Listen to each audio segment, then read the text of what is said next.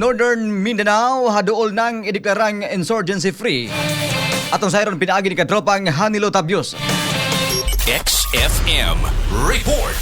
Gibutyag ni 4ID spokesperson Lieutenant Colonel Joe Patrick A. Martinez nga haduol nang ideklarang insurgency free ang mga lugar sa Northern Mindanao ilawom sa 4th Infantry Diamond Division nga area of responsibility. Sa pakikinabi sa XFM News Team niadtong Mayo 19, 2026, mato di Martinez ang pagkamatay ni alias Wako nga usa sa mga top leaders sa grupong CTG sa Caraga Region na imong panaminan sa upat ka mga remnants nga baguhay lang ni surrender bitbit ang di-kalibring armas. Kini sila kini ang mga remnants na lang, mga nabilin diya sa Caraga Region, under ng Regional Operations Command ng Northeastern Mindanao Regional Committee. Kung atong pangtanon, pila na lang ang nabilin sa Caraga Region, mga around 5 na lang, hindi makabuok ang na diya naglihok. And kini sila, part of that counting. After the encounter last May 11, then 4 days after, ni-surrender ni sila because of the pressure that we put in the areas of Surigao del Sur and Agusan del Norte. Ang upat kanitahan mga top leaders sa Regional Operations Command ilawom sa Northeastern Mindanao Regional Committee. First sila gyud, when we say about Regional Operations Command, mga